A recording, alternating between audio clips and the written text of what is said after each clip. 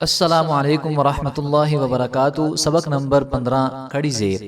زبر کی طرح زیر کی بھی دو قسمیں ہیں، پڑی زیر اور کھڑی زیر۔ ہدایت نمبر 1، پڑی زیر اور کھڑی زیر کی اچھی طرح پہچان کریں۔ ہدایت نمبر 2، کھڑی زیر کو یا مدہ کے برابر کھینچیں کیونکہ کھڑی زیر حرف مدہ یا کے قائم مقام ہوتی ہے۔ حمزہ کھڑی زیر ای، با کھڑی زیر بی، تا کھڑی زیر تی، ثا کھڑی زیر تی، جی، حی، خوی، دی، ذی، ذی، زی، سی، شی، صی، ضی، طی، ضی، عی، غی، فی، قی، کی، لی، می، نی، وی، ہی، ای، ی۔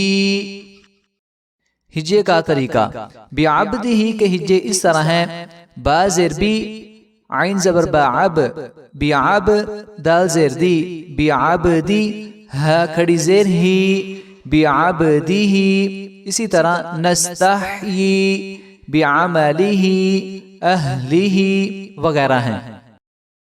با زیر بی، ہا کھڑی زیر ہی، بیہ، فا زیر یا فی، ہا کھڑی زیر ہی، فیہ، قاف زبر با قب، لام زیر لی، قبلی، ہا کھڑی زیر ہی، قبلیہ، بعدہ، رسولہ، عملہ، بعبدہ، بطنہ، وجہہ، نستحیی، بیدہ، بعملہ، بولدہ، ہذہ، ایلافہم، آیاتہ، اہلہ، لقومہ، بمزحزحہ، برقہ، کتبہ، یستحیی، ترزقانہ، خلالہ، ثمرہ،